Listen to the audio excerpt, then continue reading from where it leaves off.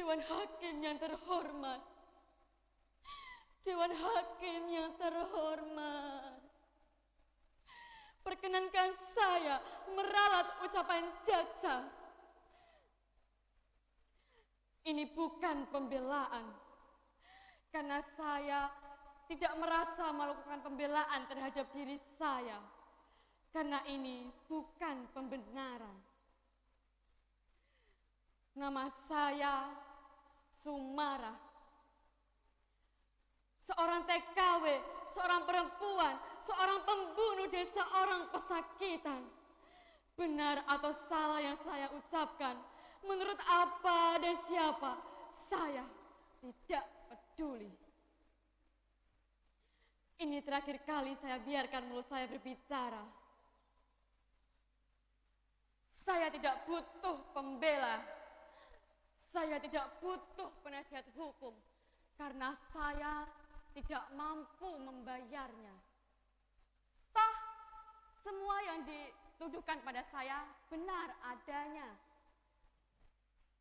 Segala vonis hukum, vonis mati, saya terima tanpa pembela banding atau apalah namanya. Bagi saya, kematian adalah kelahiran yang kedua. Jadi untuk apa saya mengelak karena memang itu sudah winara bagi saya. Yang jelas, biarkan saya berbicara apapun.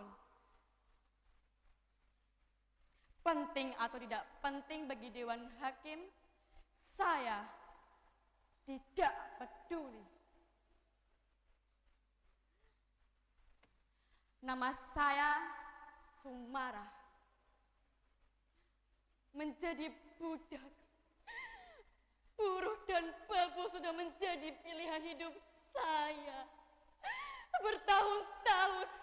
Bertahun-tahun saya merangkak di bawah kaki orang, menjilati kaki orang dan hidup di bawah kaki orang. Bertahun-tahun saya tutup mulut saya lipat lidah saya agar tidak bicara. Karena bicara berarti bencana, bencana bagi perut saya, perut Simbok, dan juga bencana bagi para majikan. Jadi tolong, Dewan Hakim yang terhormat, izinkan saya berbicara dan mendongakkan kepala. Kalau waktunya berhenti, saya akan diam selamanya.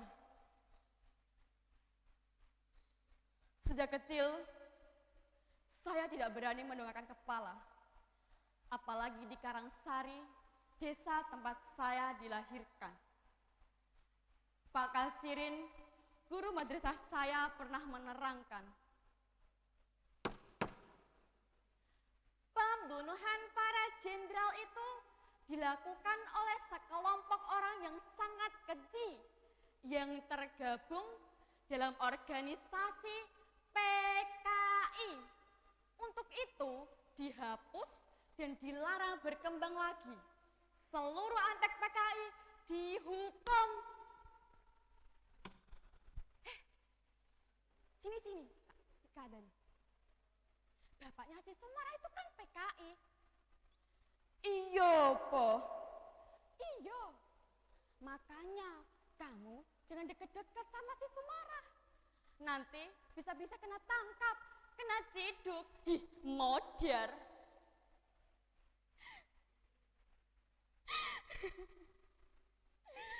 Kata siapa bapak saya PKI? Kata siapa Suliman PKI? Bapak saya bukan PKI. Bapak saya bukan PKI.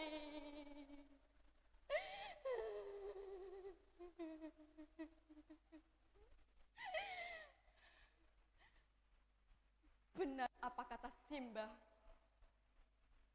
Seharusnya Bapak itu gak usah lah deres kelapa. Gak usah lah jadi kusir andong. Gak usah lah nyetor gula ke Denwasto. Lihat akibatnya. Bapak saya ikut-ikutan diciduk. setelah Denwasto diseret oleh para tentara.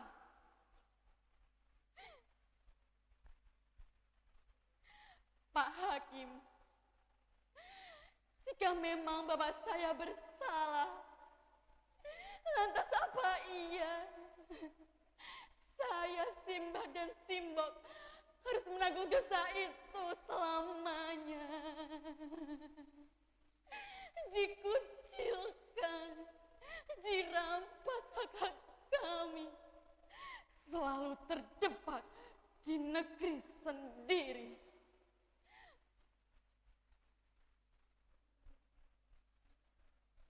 Suatu hari, saya bekerja dengan seorang juragan beras. Namanya Bu Juwarti. Dari berjualan beras itu, saya berkenalan dengan seorang lelaki. Namanya Mas Edi. Dia seorang tentara. Hati saya semakin senang manakala saya tahu Mas Edi juga menaruh hati pada saya. Rasanya hati saya melambung tinggi sekali. Tapi untuk kemudian kembali terdepak dan jatuh ke jurang yang curam. Saya tak bisa melanjutkan hubungan saya dengan Mas Edi. Saya tak bisa menikah dengan Mas Edi. Mas Edi mundur teratur setelah mengetahui sejarah hidup saya.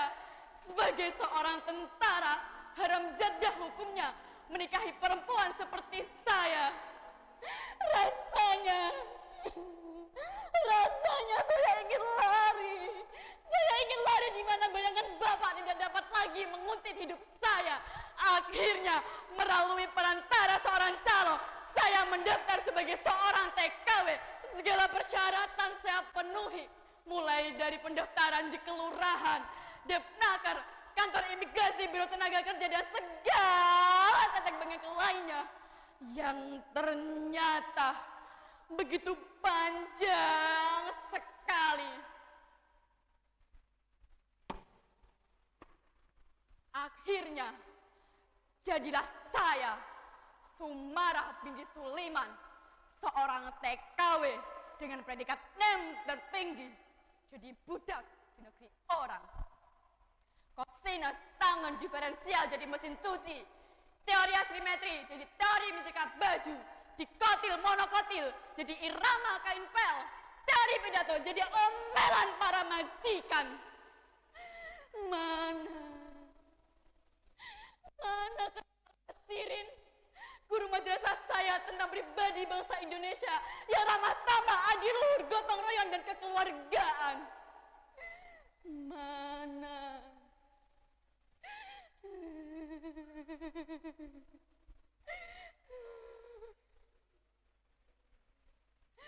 Pak Hakim, saya pikir menjadi seorang TKW hidup saya akan berubah.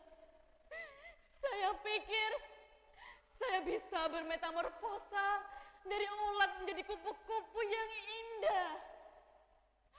Tapi ternyata Sumarah tetap saja kandas. Di balik jubah-jubah majikan saya, di balik cadar-cadar hitam majikan saya disiksa. Saya disiksa. Gaji saya setahun dipotong. Dan saya, Pak Hakim, saya diperkosa. Saya diperkosa.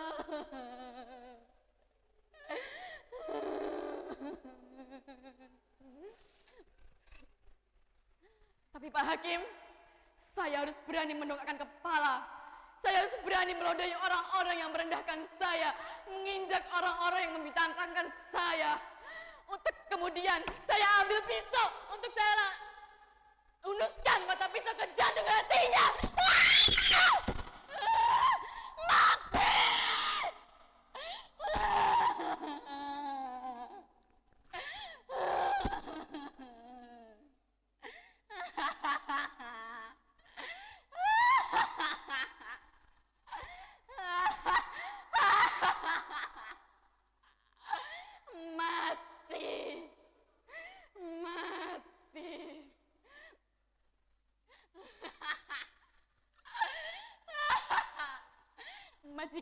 itu Pak Hakim, saya bunuh. Saya bunuh.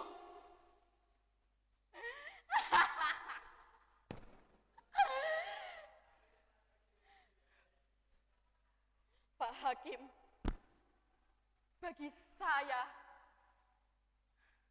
harapan dan kebenaran butuh keberanian. Tapi harapan menjadikan hidup saya sebagai penjara. Hidup saya penuh ketakutan. Hidup dan mati adalah dua sisi keping nasib. Dan sekarang kematian itu berada dalam telapak tangan saya. Saya Sumarah. Ya, Sumarah. Saya siap mati.